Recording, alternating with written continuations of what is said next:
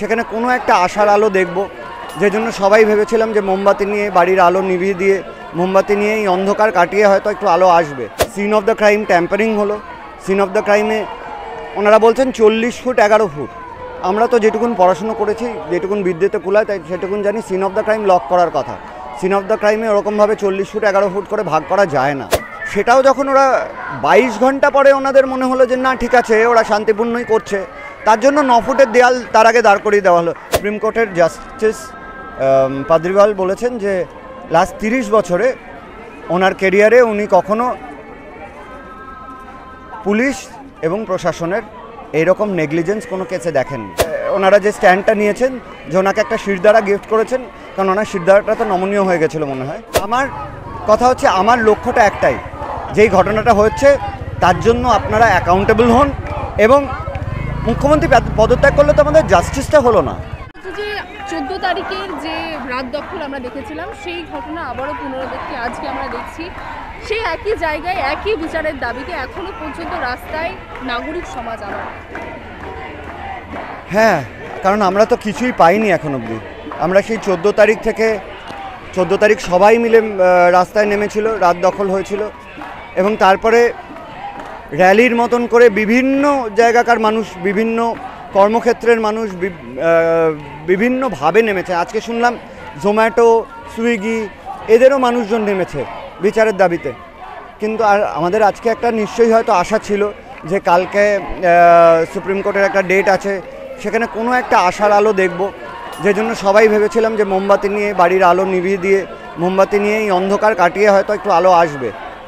কিন্তু এখন তো শুনতে পাচ্ছি, আমি জানি না কতটা ঠিক সেটা, কারণ যতক্ষণ না কালকে পুরো ব্যাপারটা হচ্ছে ততক্ষণ তো সততা না যাচাই করে বলাটা উচিত না। কিন্তু যেটুকুন শুনলাম যে ওটা হয়তো পিছিয়েছে, তো কোথাও গিয়ে হয়তো আমরা একটুখানি মর্মাহত হয়েছি, কারণ পিছিয়েছে।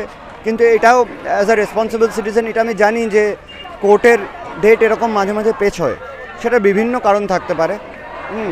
এবং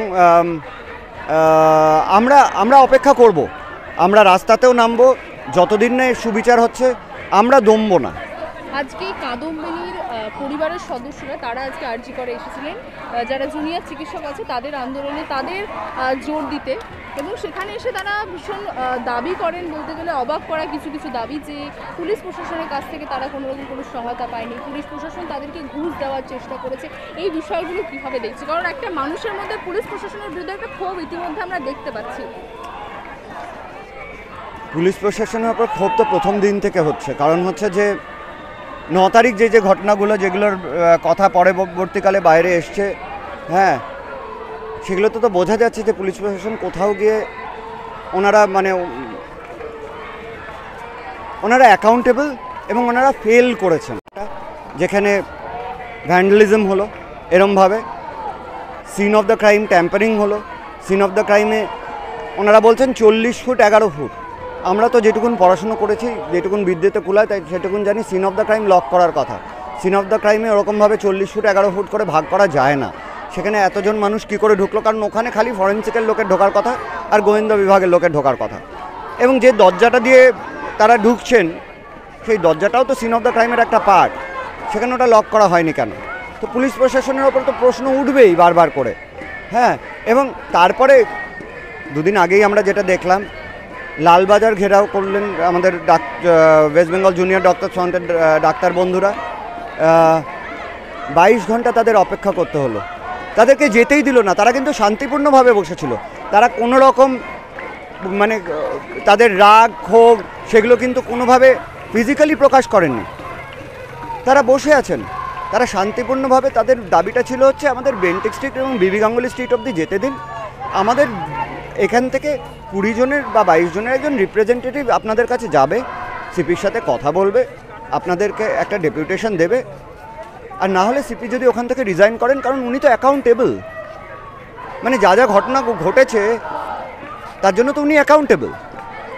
সেটাও যখন ওরা 22 ঘন্টা পরে ওনাদের মনে হলো যে না ঠিক আছে, ওরা শান্তিপূর্ণই করছে, তার জন্য 9 ফুটের দেয়াল তার আগে দাঁড় করিয়ে দেওয়া হলো। 22 জনকে ভেতরে ডেপুটেশনটা সাবমিট করার জন্য দেওয়া হলো। তখন ওদের দাবি 2-3টেই ছিল। সেই দাবিগুলোর মধ্যে একটা ওনারা জানতে চেয়েছিলেন যে 9 তারিখের ঘটনার জন্য, 14 তারিখের ঘটনার জন্য। এবং একটা কথা বারবার উঠে আসছে যে সিপি বলেছেন যে I am very satisfied with আমাদের যেরকমভাবে ইনভেস্টিগেশন চলেছে। তাহলে আমি একটা কথা বলি, এটা আমার কথা নয়, কোনো আমাদের সাধারণ মানুষেরও কথা নয়। সুপ্রিম কোর্টের জাস্টিস পাদ্রিওয়াল বলেছেন যে লাস্ট 30 বছরে ওনার কেরিয়ারে উনি কখনো পুলিশ এবং প্রশাসনের এইরকম নেগলিজেন্স কোনো কেসে দেখেননি। তাহলে এটার উত্তর উনি কী দেবেন? উনি বলছেন যেরকম হওয়ার কথা ছিল উনি স্যাটিসফাইড, অথচ জাস্টিস বলছেন যে উনি 30 বছরে দেখেননি। মানে কেউ তো একজন ভুল বলছেন তার মানে। তো এটার উত্তর উনি কী দেবেন?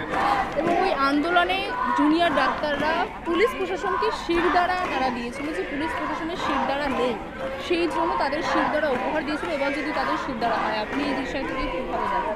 এটা তো মানে মুন্না ভাই MBBS-এ আমরা যেরকম দেখেছিলাম গেট ওয়েল সুন, এটা মনে হয় গেট ওয়েল সুনের দাবি।